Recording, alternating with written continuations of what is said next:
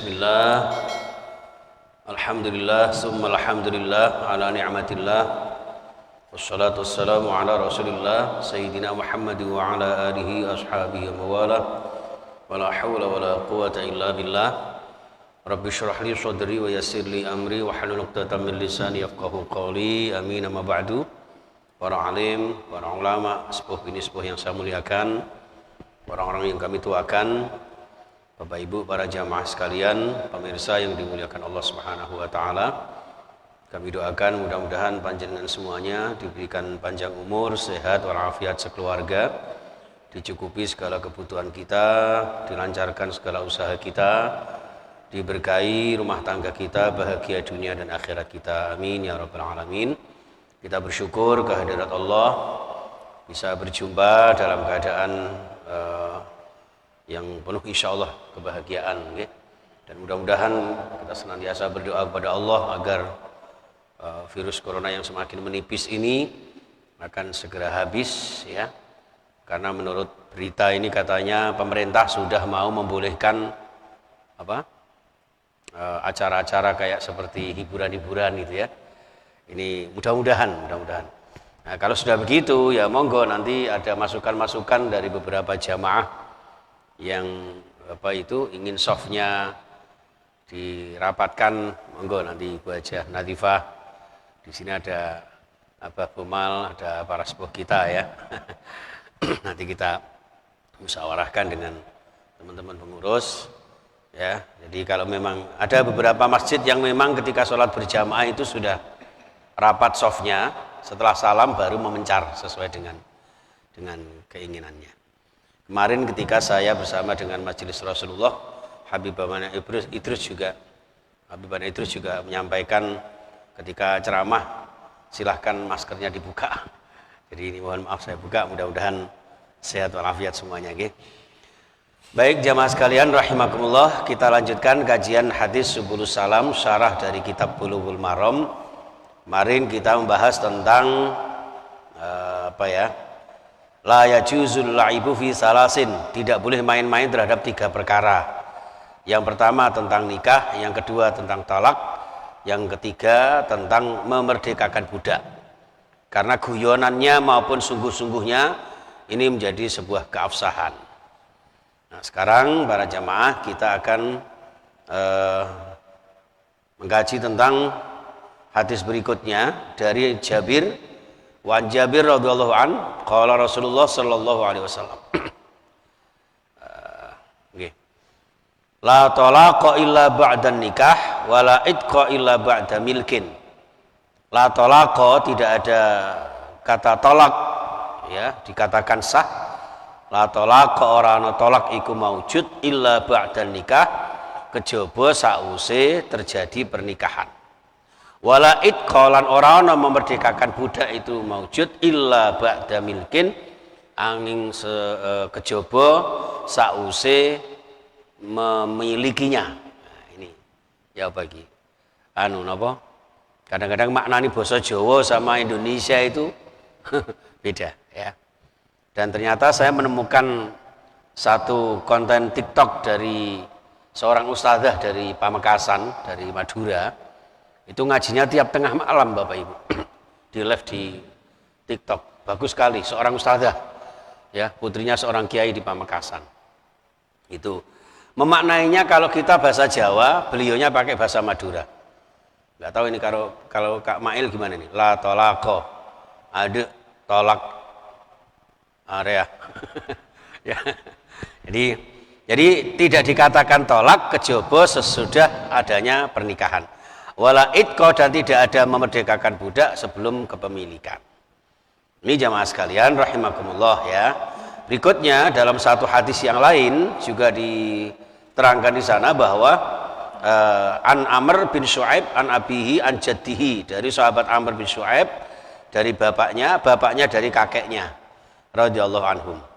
Qala Rasulullah sallallahu alaihi wasallam, la nadhra li ibni adama, tidak ada nazar ya, tidak dikatakan sah nazarnya libni adama, seseorang anak Adam, fi ma la yamliku, terhadap sesuatu yang tidak dimiliki ya.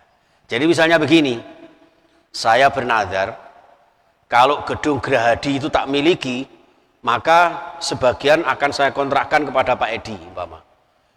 Nazar seperti ini nggak boleh, nggak terjadi, karena bukan miliknya.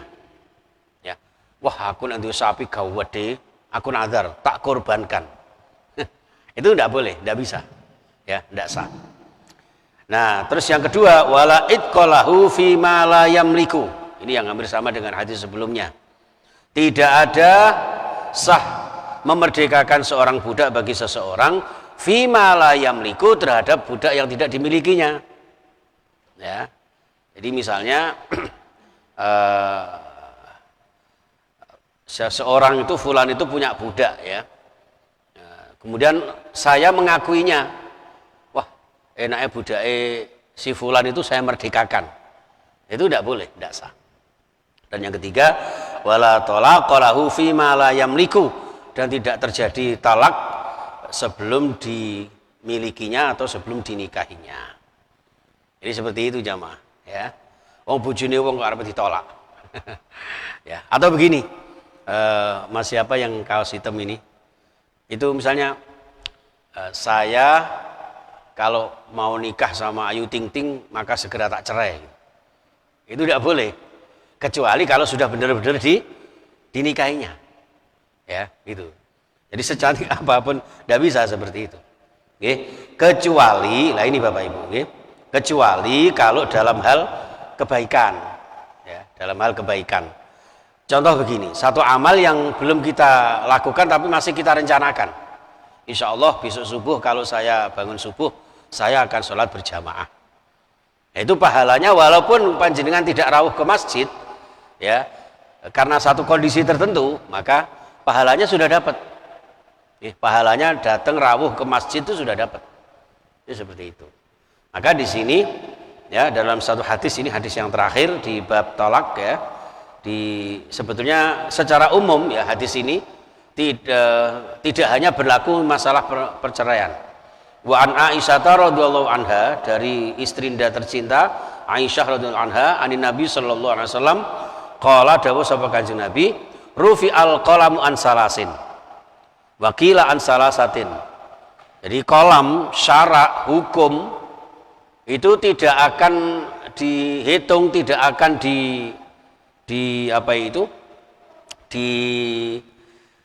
ditentukan oleh Allah, ya, ansalasin, terhadap tiga hal. Jadi al-qalam, ya, peraturan. Oke. Makasih Ustaz. Wah ini lebih enak ini. Ya, wah ini ngaji tenanan nih. Rufi al-qalamu ansalasin, ya. Jadi tiga perkara yang tidak diangkat kolam, tidak menjadi peraturan bagi Allah. Yang pertama, anin naimi hatta yastaiqidho. Ya, seseorang yang tidur sampai dia bangun. Ya, jadi orang tidur itu walaupun dia ngomong apa saja, itu tidak boleh dijadikan hukum. Misalnya gini, saya pas tidur ngelindur saya itu, wah aku sesuk nek ketemu Papai Vito, aku harus njaluk duit. Nah ini tidak boleh ketika saya bangun itu istri saya tiba-tiba menuntut papanya Vito. Tadi malam abai ngelindur Pak, njaluk duit sampean. Itu tidak boleh, ya. Hatta yastaiqidho, sebelum bangun. Wa anis shaghir hatta yakburo, dan dari seorang anak kecil sebelum dia balik, ya, sebelum dia dewasa. Jamaah sekalian rahimakumullah. Tapi di sini wal muradu bi raf'il qalami adamul muakhadati la qalamus sawabi. Ya, jadi sebelum saya terangkan yang ini syarahnya, ya, saya teruskan wa anil majnuni hatta yaqila au yufiqa, dan terhadap orang yang gila, orang yang hilang akal, orang yang akalnya tidak sempurna sampai kembali normal. Jadi ini maka tidak wajib beribadah bagi orang yang akalnya tidak sempurna. Seperti itu. Ini hadisnya sahih. Ya, rawahu Ahmad wal arba'ah illa Tirmidzi. Lah yang dimaksud di sini wal muradu bi raf'il qalami adamul mu'akhadati la qalamus sawabi. Jadi yang dimaksud di sini adalah tidak adanya azab, tidak adanya siksaan, tidak dicatat dosa bagi orang yang melakukan sesuatu yang melanggar syariat sekalipun terhadap 3 orang tersebut. Tapi kalau untuk pahala, walaupun masih kecil tetap dicatat pahala oleh Allah. Contoh misalnya begini, ada anak kecil yang ngapunten, ya namanya anak kecil biasanya kan terpengaruh yang dewasa, misuh misalnya, nah itu tidak dicatat dosa.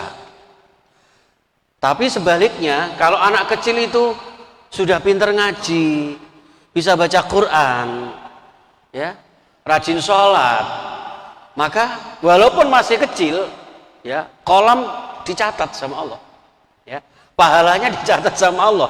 Bahkan menurut hadis disebutkan fala yunafihi sihhatu islami sobi al mumayyizi kama sabata fi ghulamil yahudi alladzi kana yaktumun nabiyya. Ya, anak kecil itu walaupun masih kecil sudah bisa beribadah, maka ibadahnya dicatat oleh Allah Subhanahu wa taala. Ya, dicatat oleh Allah. Sebagaimana seorang anak kecil dari golongan Yahudi, nah ini ya Pak ya, dari golongan Yahudi, yakhdumun nabiyya. Jadi Kanjeng Nabi itu punya asisten anak kecil dari golongan Yahudi, ya Pak ya. Coba, ini yang menunjukkan, meyakinkan kita bahwa Islam itu agama yang damai. Kanjeng Nabi aja mengambil loh orang Yahudi. Tidak peduli agamanya apa, selama orang itu membutuhkan bantuan kita, kita wajib membantunya. Kanjeng Nabi itu mencari asisten anak kecil. Juga pernah Kanjeng Nabi mendulang, ya kan? Orang buta, orang tua, renta, ya, di samping Ka'bah itu didulang terus disuapin sama Kanjeng Nabi. Begitu luar biasanya Kanjeng Nabi itu sama orang lain. Oh gitu dikatakan Islam radikal, tidak ada. Ya Pak ya, ini jadi, nah fa'aradu alaihin nabiyyu al-islama fa'aslama. Selama anak kecil itu menjadi pembantunya Rasulullah selalu memotivasi, memberikan mauizah, nasihat-nasihat tentang keindahan Islam. Lalu fa'aslama, anak ini masuk Islam. Setelah anak ini masuk Islam, Kanjeng Nabi terus dawuh begini, alhamdulillahilladzi anqadhahu minan nar. Segala puji bagi Allah yang telah menyelamatkan anak kecil ini tadi yang sudah masuk Islam ini dari siksa api neraka. Ya. Bahkan di sini Bapak Ibu yang sangat saya terharu itu begini Bapak. Jadi annam ra'atan rafa'at ilaihi sobiyan. Ada seorang wanita jamaah haji bersama Rasulullah membawa anak kecil. Ya. Terus disampaikan faqalat ali hadza hajjun ya Rasul. Apakah anak ini termasuk juga mendapatkan pahala haji? Na'am, walaka ajrun. Walaki ajrun. Bayangkan Pak. Betul wahai Bunda. Anakmu ini sudah mendapatkan pahala haji seperti pahala hajinya orang dewasa. Dan juga walaki ajrun, panjenengan juga dapat pahala. Ini hebatnya Pak. Jadi panjenengan berbahagialah kalau punya anak kecil yang belum dewasa, belum balik, sudah beribadah, sudah berbuat baik. Satu, pahalanya untuk anak kecil itu tidak sia-sia. Yang kedua, panjenengan juga dapat pahalanya dari anak yang panjenengan bimbing, panjenengan bina untuk menjadi anak yang baik itu. Ini sangat luar biasa Bapak Ibu. Ini. Tapi hebatnya lagi kalau kemudian kula jenengan sudah berusaha membaiki anak kita kemudian tidak baik juga, maka dalilnya adalah wala taziru waziratu wizra ukhra. Kita tidak ketularan dosanya. Kecuali kalau sengaja membiarkannya. Ini jamaah sekalian rahimakumullah, indahnya agama Allah, indahnya kita menjadi hamba-hamba Allah yang insya Allah segala amal kita sekecil apapun akan dibalas dilipat gandakan oleh Allah Subhanahu wa taala. Langkah-langkah panjenengan ke rumah-rumah Allah, langkah-langkah panjenengan ke majelis ta'lim selagi mampu insya Allah itu menjadi sarana kita dimudahkan menuju surga Allah Subhanahu wa taala. Amin ya rabbal alamin. Saya kira itu jamaah sekalian, mudah-mudahan 3 hadis yang kita baca ini memberikan satu motivasi ibadah buat kita, dan tentunya mudah-mudahan kita senantiasa mendapat ridha Allah Subhanahu wa taala. Bismillahirrahmanirrahim. Allahumma shalli wa sallim wa barik ala sayyidina Muhammad wa ala alihi wa ashabihi ajma'in. Alhamdulillahi rabbil alamin.